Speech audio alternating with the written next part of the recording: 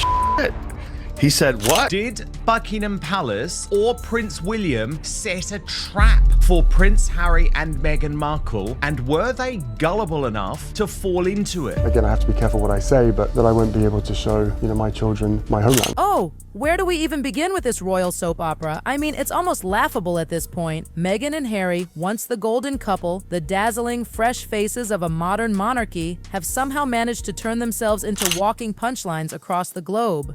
Once adored, now discussed like the latest scandal in the tabloids. And darling, there's no denying it, they did this to themselves. It is such a pleasure to be here in my new home of the UK. What? They swanned out of Buckingham Palace with that oh-so-grand declaration, "We just want privacy." Privacy, really? Because since that dramatic exit, we've had more interviews, documentaries, memoirs, and podcasts from them than any royal family member in history.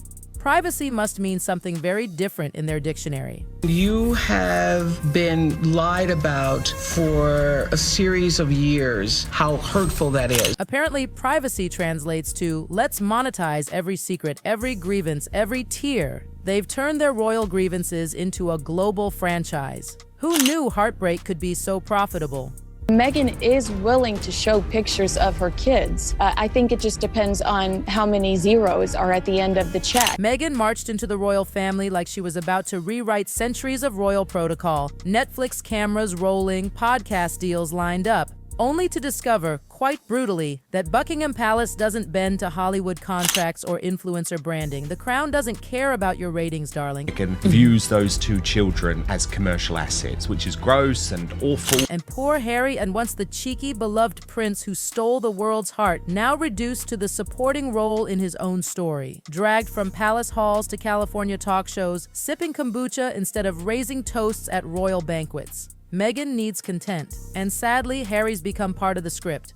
It's tragic, really, the irony of it all. They claim to leave to protect their precious children, Archie and Lilibet, from the glare of royal life. Yet, when it suits the narrative, out come the photos, the interviews, the tearful monologues. Privacy, it seems, is a one-way street. It needs content. It's really quite sad. Their entire empire now revolves around painting the palace as cold, cruel, and outdated, while simultaneously begging that very same institution for acknowledgement, status, and titles. It's like throwing a brick through someone's window, then knocking on their door for a cup of tea. Prince William has had enough of Prince Harry's ludicrous claims. And oh, the contradictions. One minute, Meghan's sobbing about the unbearable pressures of royal life. The next, she's posing in designer gowns as a global icon of empowerment.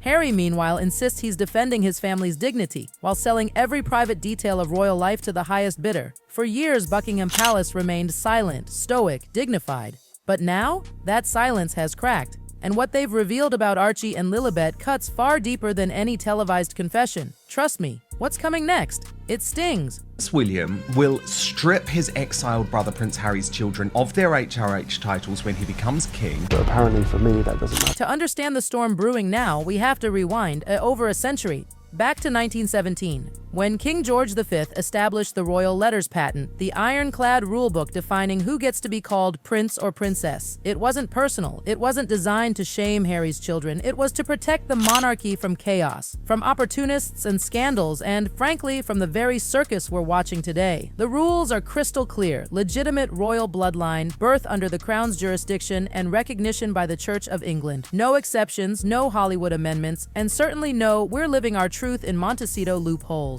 It's the legal backbone that's kept the monarchy standing tall through wars, divorces, and Diana-level scandals. And here's the kicker: Meghan and Harry treated those sacred titles like negotiable perks, something you could win back with enough PR spin or a hit Netflix special. But Buckingham Palace doesn't play that game. The crown isn't ruled by emotions or popularity, it's ruled by precedent. Those dusty old documents, they outweigh every sob story, every podcast episode, every tear on Oprah's couch. That's why the palace's silence has always been icy, not petty. Because the moment they bend the rule once, it's over. Every influencer, every distant royal cousin, every fame-hungry spouse could demand a crown for their kid. And that, my dear, isn't monarchy. That's chaos. And if there's one thing the royal family will never trade, it's order. But if she hasn't had the children herself, or Harry hadn't been involved, then they can't be in the royal line. They have to have royal blood, those little ones. Without that, there's no chance of them becoming a member of the royal family. But Meghan and Harry gambled, thinking their global fame could pressure Buckingham Palace to rewrite history. Instead, the palace reminded them of a brutal truth. Royalty isn't a brand. You can't sell it, repackage it, or post it on Instagram. The system doesn't care about California mansions, Spotify deals, or carefully edited documentaries. And for Archie and Lilibet, that system just slammed the gilded door shut. Tell me, do you think Buckingham Palace was protecting its centuries-old traditions, or was it punishing Meghan and Harry? Because depending on how you see it, the answer changes everything. Archie's birth in 2019 should have been a fairy tale moment.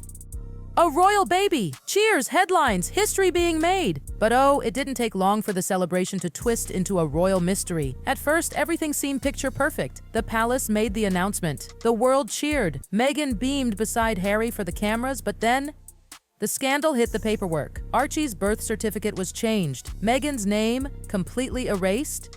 In its place, the sterile title, Her Royal Highness the Duchess of Sussex. No explanation, no precedent, no logic. Even Diana, even Kate, kept their names. So what happened? Was this Meghan's decision or a quiet royal order from above? No one knew. And that's exactly how chaos starts in royal circles. That single edit, that tiny bureaucratic tweak, cracked open a Pandora's box. Was the palace distancing itself from Meghan? Was Meghan distancing herself from her own past? Why would something so small, so administrative, send ripples across the monarchy? Because it wasn't a typo, it was a signal, loud and deliberate. A quiet warning that Archie's royal footing wasn't nearly as firm as the public had been led to believe. Every royal baby before him had their paperwork perfectly aligned with tradition, neat, proper, immaculate. But Archie's? It stuck out like a sore thumb. And in the world of royalty, an outlier isn't a coincidence. It's a message.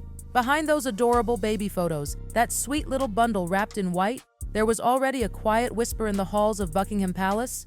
This child may never truly belong.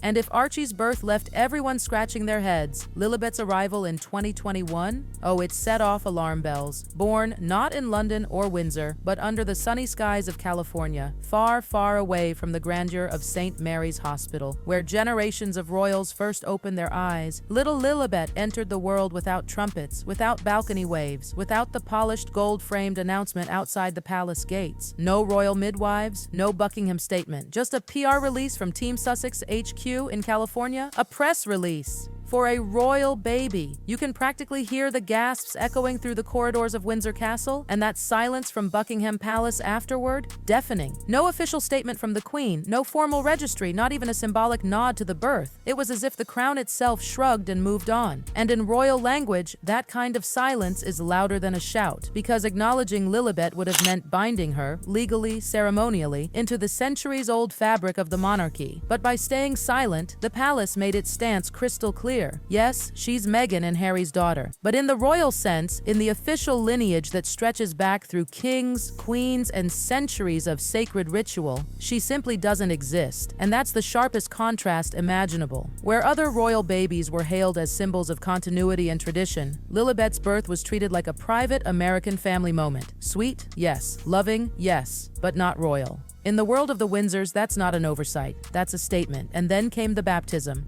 Or shall we say the California version of one. Every royal baptism carries deep significance. Not just religiously, but politically. It's not merely about faith, it's about belonging. When a royal baby is christened, it's not just a family event. It's a declaration that this child is officially bound to both the Church of England and the monarchy itself. It's ceremony, legitimacy, and heritage wrapped into one divine ritual. But for Lilibet, that sacred moment never officially happened. Yes, Meghan and Harry hosted a charming little California ceremony, complete with celebrity friends, smiles, and sunshine. But in the official records of the Church of England, nothing, not a trace. That omission is monumental, because without that recognition, Lilibet's name is missing from the spiritual and ceremonial records that the monarchy treats like scripture. To the palace, it's not about belief, it's about protocol. Every royal child before her, from William to George to Louis, was entered into that lineage like a royal seal of authenticity.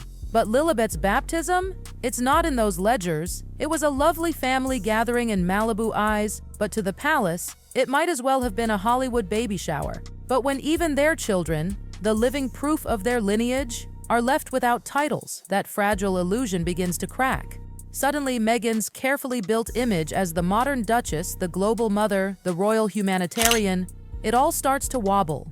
Because without titles, Archie and Lilibet aren't heirs to a throne. They're American kids in designer clothes, living comfortably, but detached from the kingdom their parents claim to defy. They're far removed from the very drama they were supposed to represent. And for Meghan, that's a devastating loss.